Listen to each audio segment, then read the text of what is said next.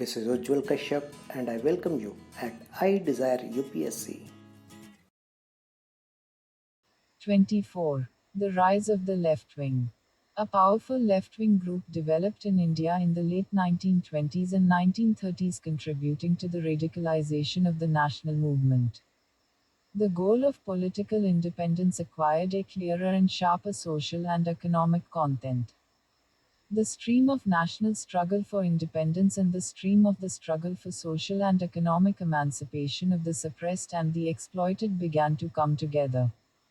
Socialist ideas acquired roots in the Indian soil, and socialism became the accepted creed of Indian youth whose urges came to be symbolized by Jawaharlal Nehru and Subhas Chandra Bose.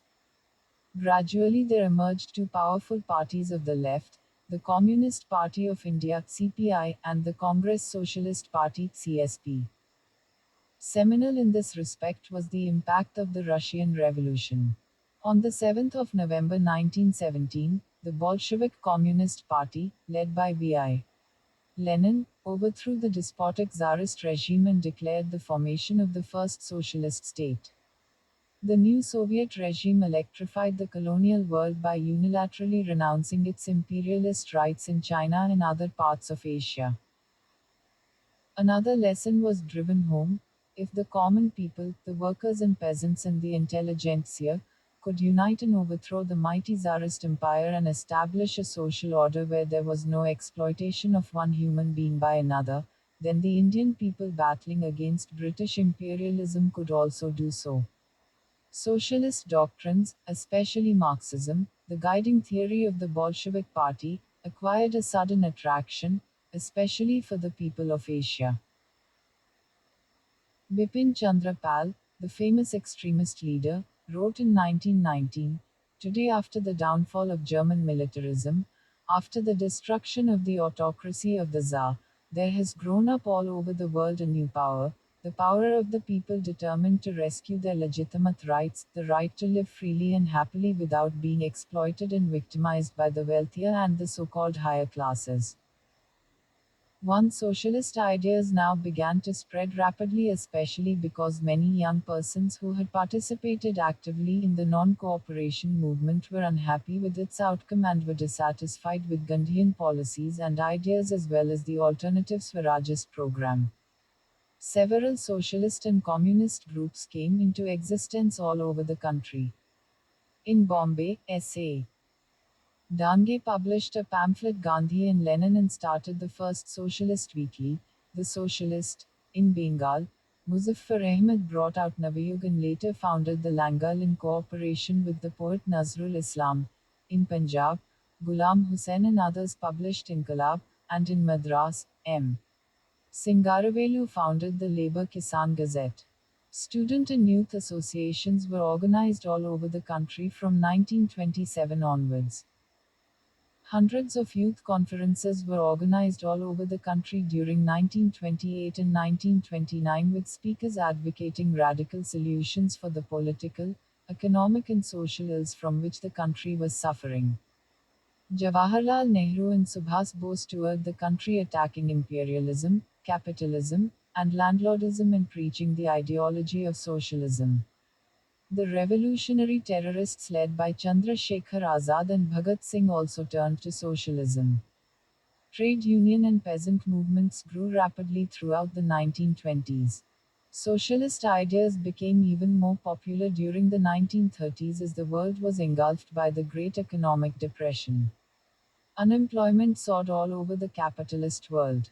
The World Depression brought the capitalist system into disrepute and drew attention towards Marxism and socialism. Within the Congress, the left-wing tendency found reflection in the election of Jawaharlal Nehru as president for 1936 and 1937 and of Subhas Bose for 1938 and 1939 and in the formation of the Congress Socialist Party. It was above all Jawaharlal Nehru who imparted a socialist vision to the national movement and who became the symbol of socialism and socialist ideas in India after 1929.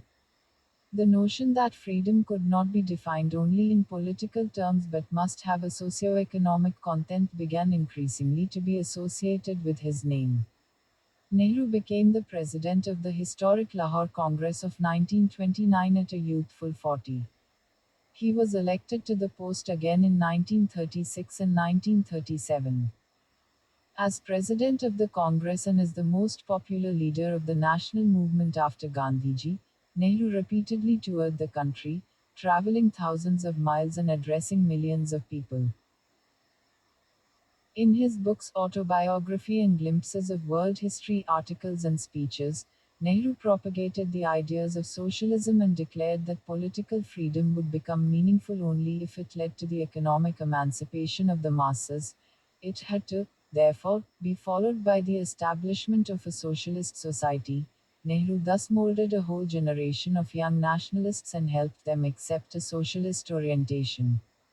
Nehru developed an interest in economic questions when he came in touch with the peasant movement in eastern UP in 1920-21.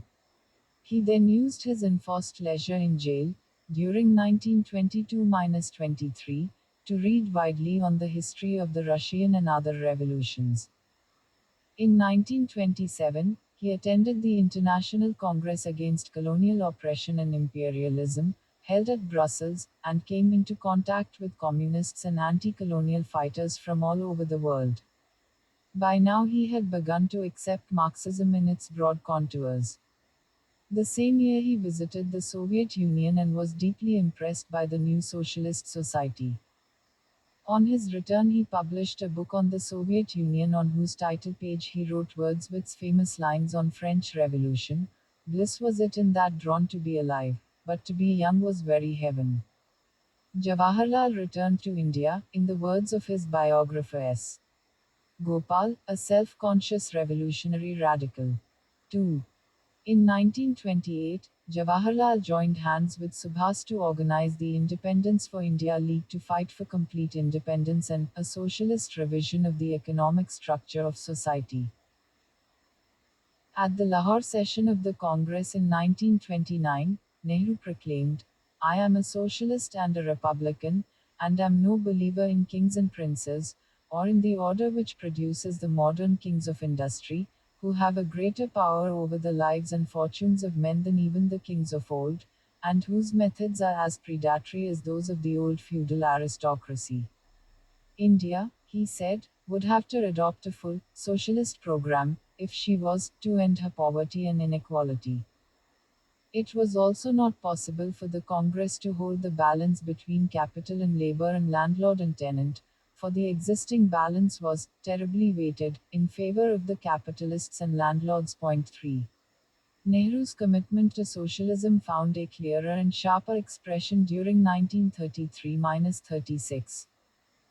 Answering the question, Whither India, in October 1933, he wrote, Surely to the great human goal of social and economic equality, to the ending of all exploitation of nation by nation and class by class. 4. And in December 1933 he wrote, The true civic ideal is the socialist ideal, the communist ideal. 5. He put his commitment to socialism in clear, unequivocal and passionate words in his presidential address to the Lucknow Congress in April 1936. I am convinced that the only key to the solution of the world's problems and of India's problems lies in socialism, and when I use this word I do so not in a vague humanitarian way but in the scientific, economic sense. I see no way of ending the poverty, the vast unemployment, the degradation, and the subjection of the Indian people except through socialism. That involves vast and revolutionary changes in our political and social structure.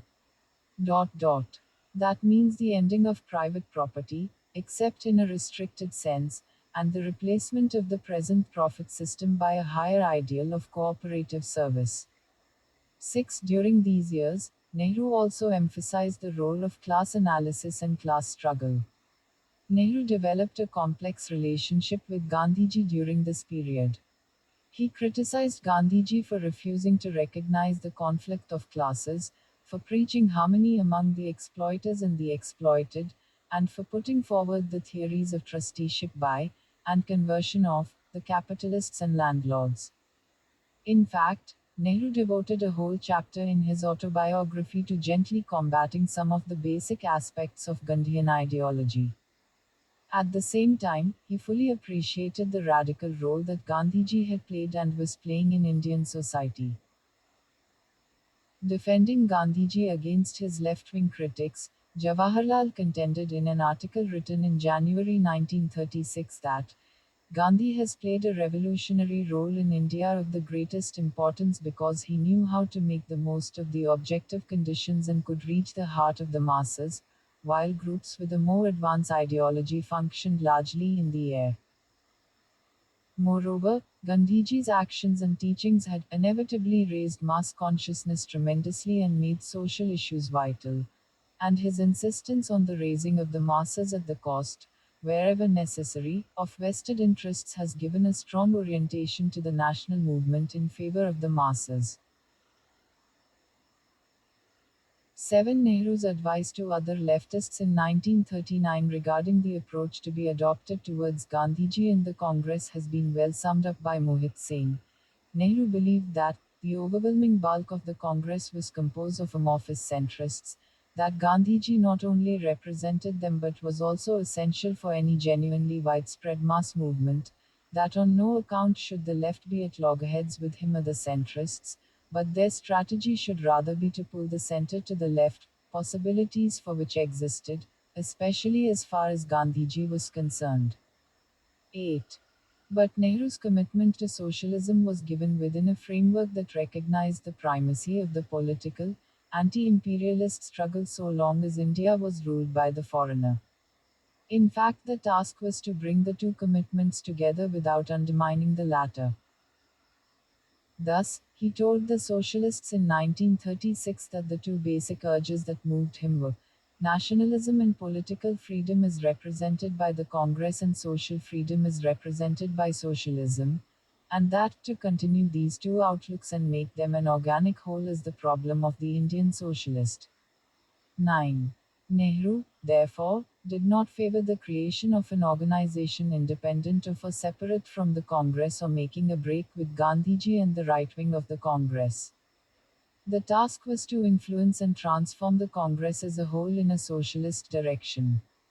And this could be best achieved by working under its banner and bringing its workers and peasants to play a greater role in its organization. And in no case, he felt, should the left become a mere sect apart from the mainstream of the national movement. Attracted by the Soviet Union and its revolutionary commitment, a large number of Indian revolutionaries and exiles abroad made their way there. The most well known and the tallest of them was M.N. Roy, who, along with Lenin, helped evolve the Communist International's policy towards the colonies. 7 such Indians, headed by Roy, met at Tashkent in October 1920 and set up a Communist Party of India. Independently of this effort, as we have seen, a number of left-wing and communist groups and organizations had begun to come into existence in India after 1920.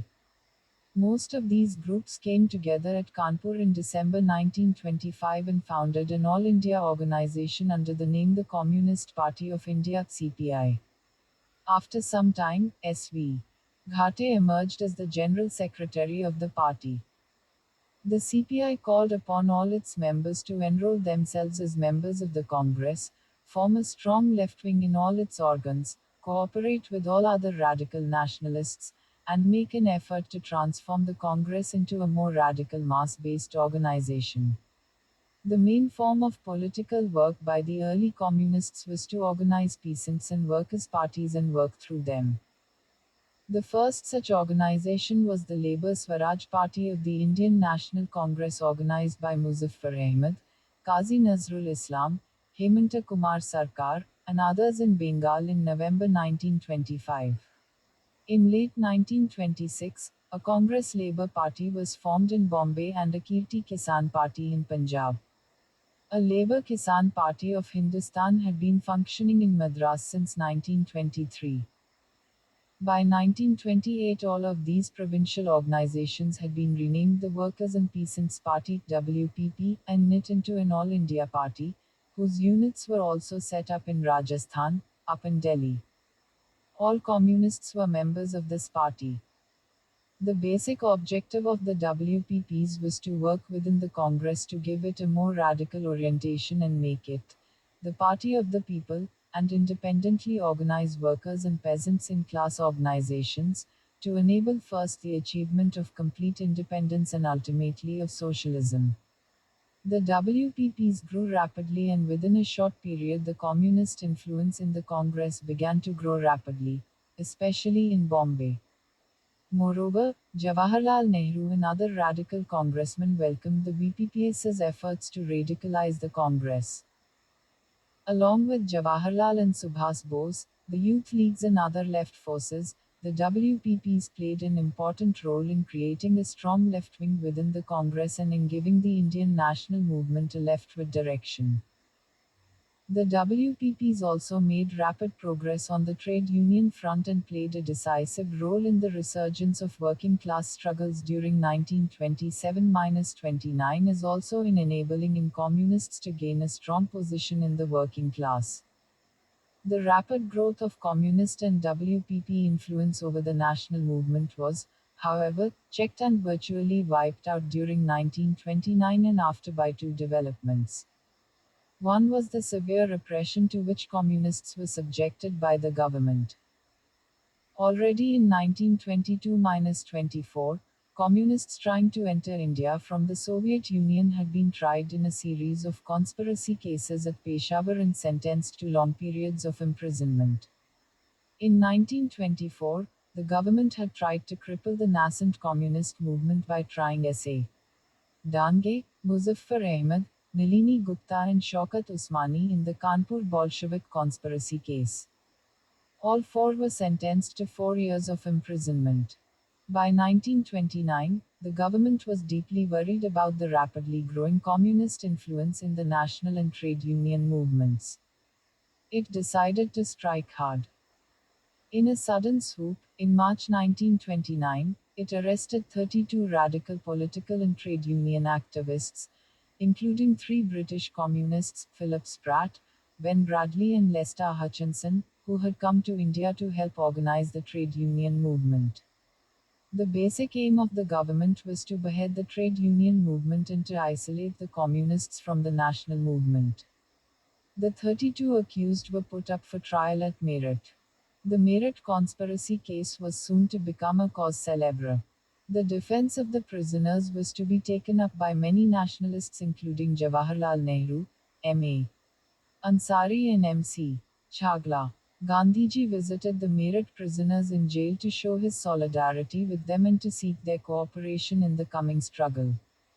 Speeches of defense made in the court by the prisoners were carried by all the nationalist newspapers, thus familiarizing lakhs of people for the first time with communist ideas. The government designed to isolate the communists from the mainstream of the national movement not only miscarried but had the very opposite consequence. It did, however, succeed in one respect. The growing working class movement was deprived of its leadership. At this early stage, it was not easy to replace it with a new leadership. As if the government blow was not enough, the communists inflicted a more deadly blow on themselves by taking a sudden lurch towards what is described in leftist terminology as sectarian politics or leftist deviation. Guided by the resolutions of the Sixth Congress of the Communist International, the Communists broke their connection with the National Congress and declared it to be a class party of the bourgeoisie. Moreover, the Congress and the bourgeoisie it supposedly represented were declared to have become supporters of imperialism. Congress plans to organize a mass movement around the slogan of Purna Swaraj were seen as sham efforts to gain influence over the masses by bourgeois leaders who were working for a compromise with British imperialism. Congress left leaders, such as Nehru and Bose, were described as agents of the bourgeoisie within the national movement, who were out to bamboozle the mass of workers and keep the masses under bourgeois influence. The communists were now out to expose all talk of nonviolent struggle and advance the slogan of armed struggle against imperialism. In 1931, the Gandhi-Urban Pact was described as a proof of the Congress betrayal of nationalism. Finally, the Workers' and Peasants' Party was also dissolved on the ground that it was unadvisable to form a two-class Workers' and Peasants' Party, for it was likely to fall prey to petty bourgeois influences. The Communists were to concentrate, instead, on the formation of an illegal, independent and centralized Communist Party. The result of this sudden shift in the Communists' political position was their isolation from the national movement at the very moment when it was gearing up for its greatest mass struggle and conditions were ripe for massive growth in the influence of the left over it. Further, the Communists split into several splinter groups. The government took further advantage of this situation and, in 1934, declared the CPI illegal. The communist movement was, however, saved from disaster because, on the one hand, many of the communists refused to stand apart from the civil disobedience movement, CDM, and participated actively in it, and, on the other hand, socialist and communist ideas continued to spread in the country.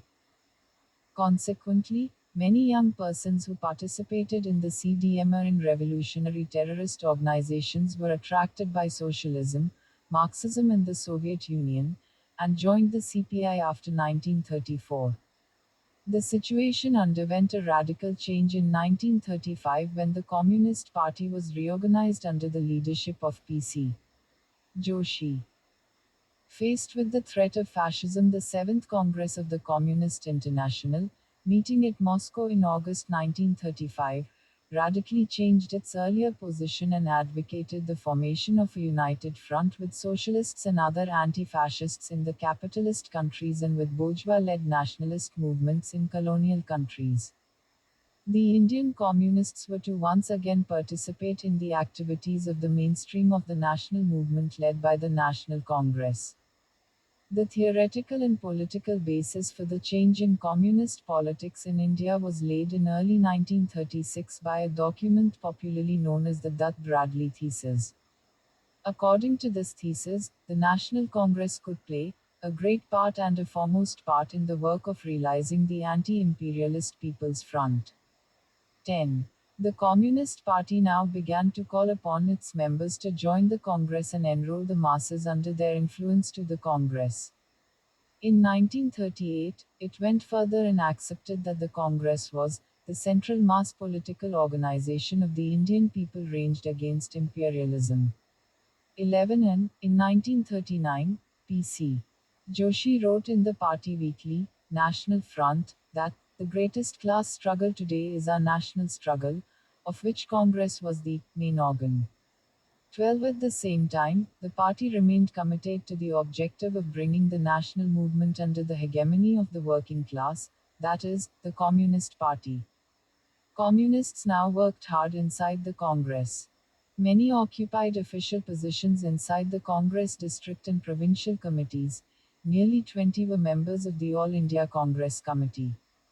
During 1936-42, they built up powerful peasant movements in Kerala, Andhra, Bengal and Punjab. What is more important, they once again recovered their popular image of being the most militant of anti-imperialists. The move towards the formation of a socialist party was made in the jails during 1930-31 and 1932-34 by a group of young congressmen who were disenchanted with Gandhian strategy and leadership and attracted by socialist ideology. Many of them were active in the youth movement of the late 1920s.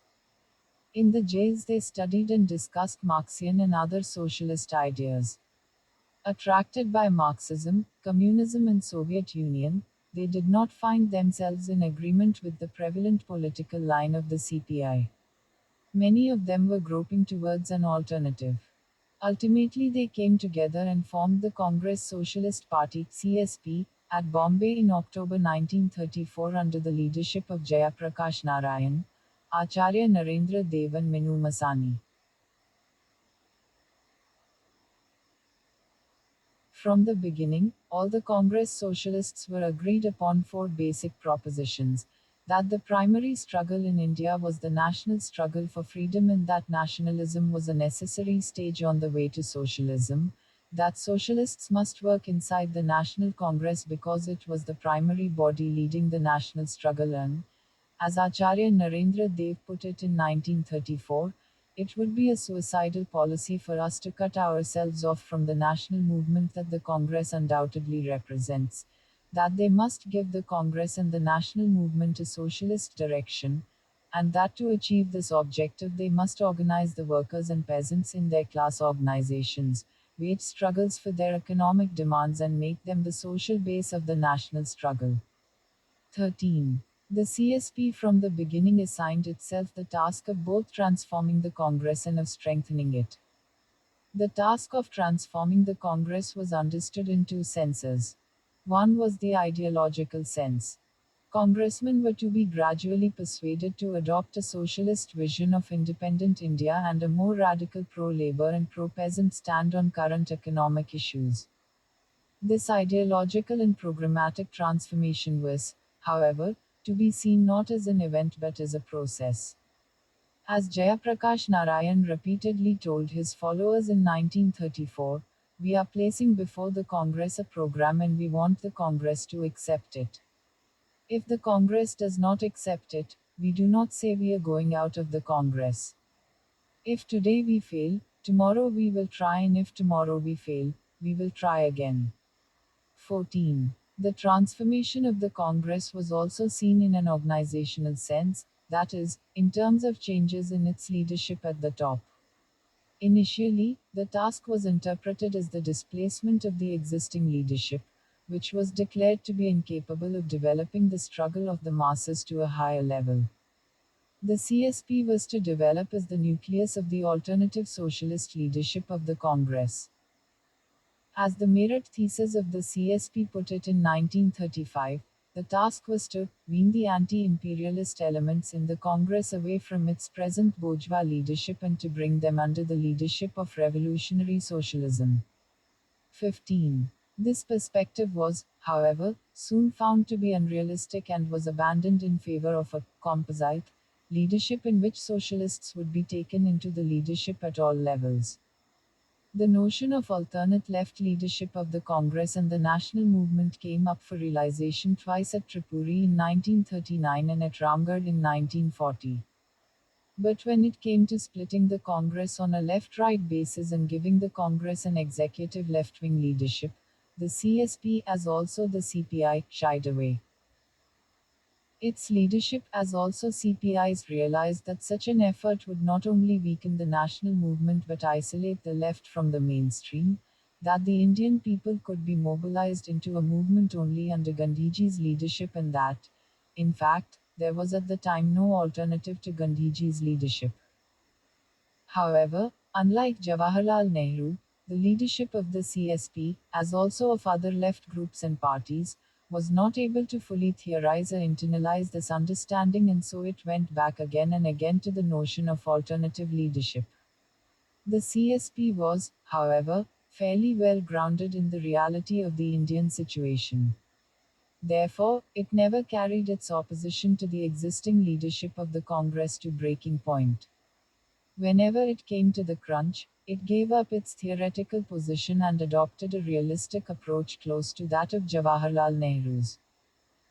This earned it the condemnation of the other left wing groups and parties. For example, in 1939, they were chastised for their refusal to support Subhas Bose in his confrontation with Gandhiji and the right wing of the Congress.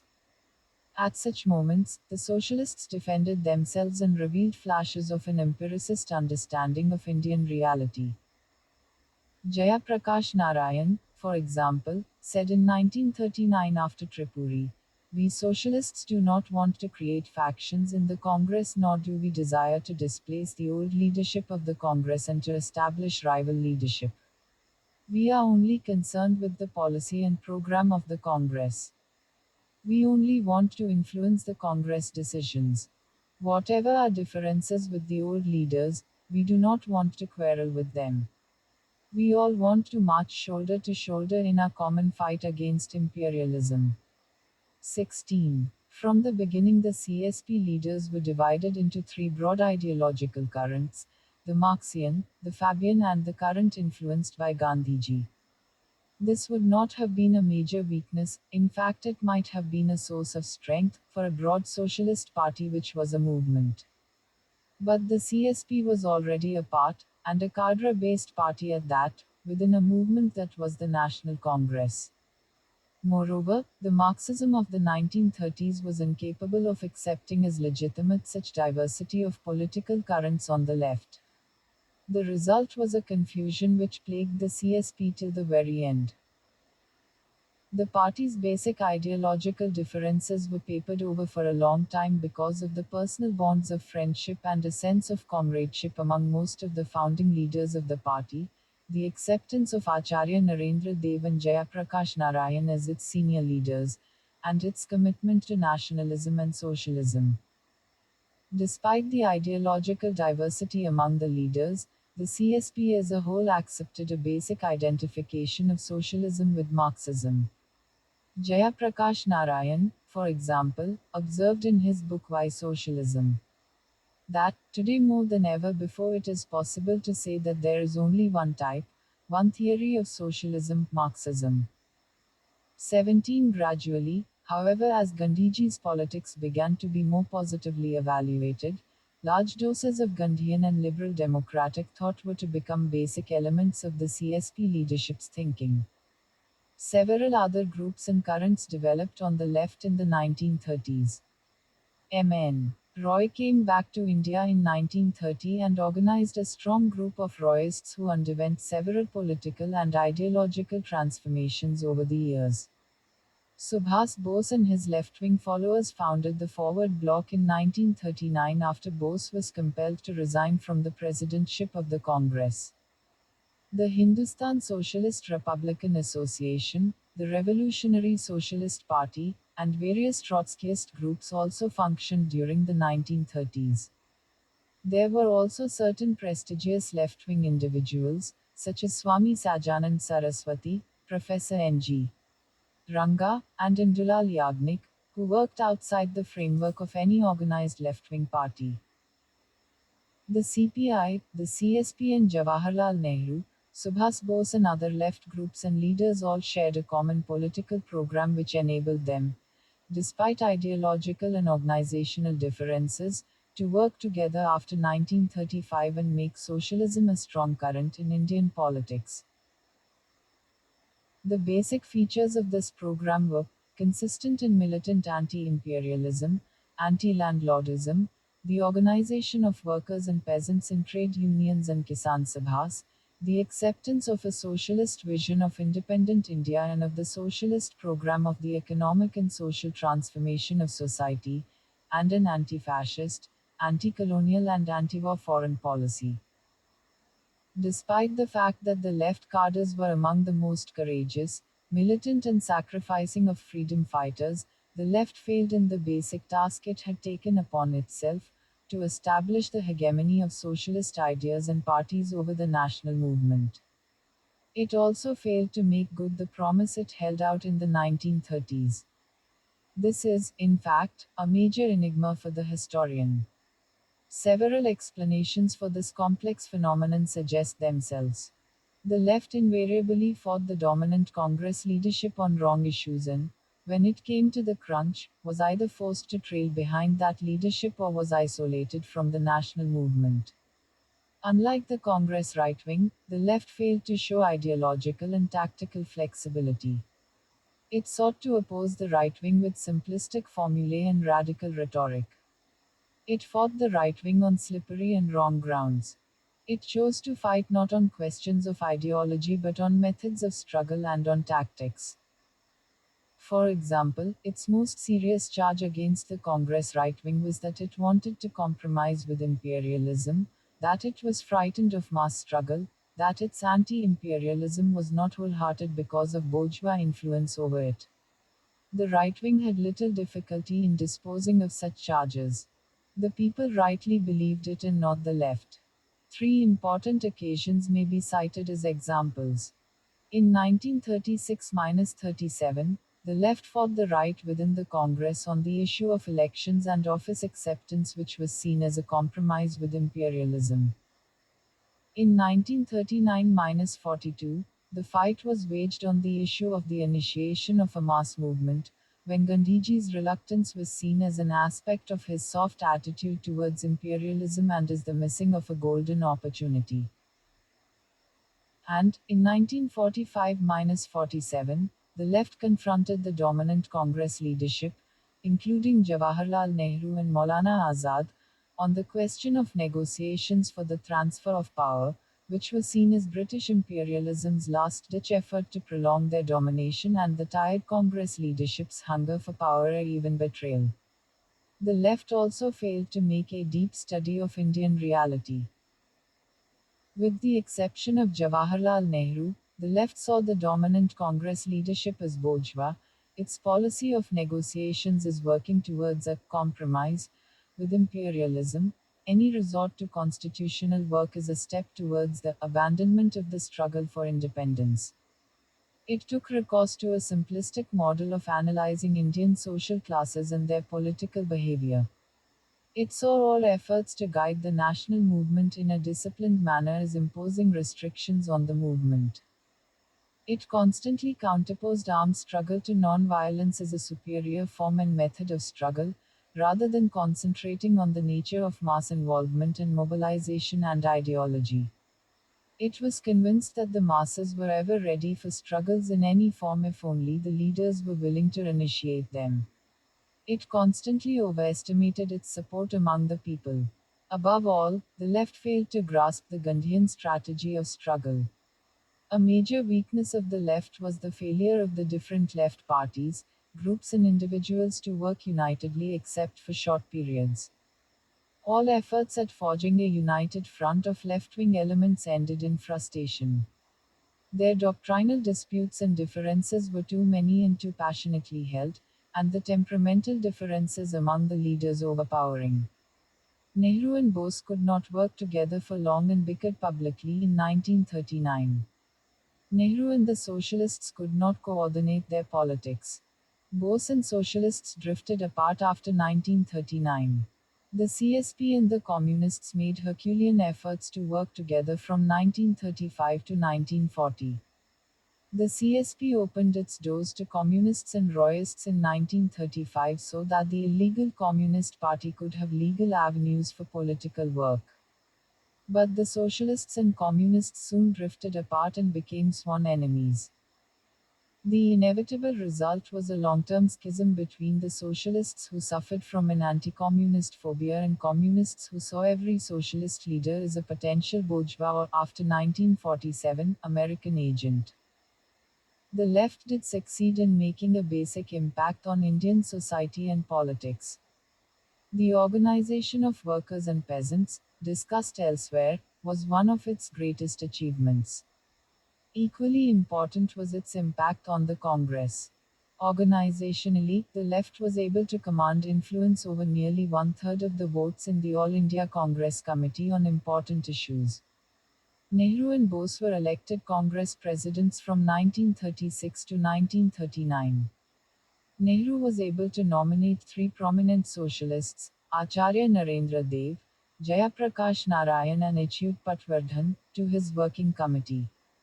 In 1939, Subhas Bose, as a candidate of the left, was able to defeat Pattabhi Sitaramaiah in the presidential election by a majority of 1580 to 1377.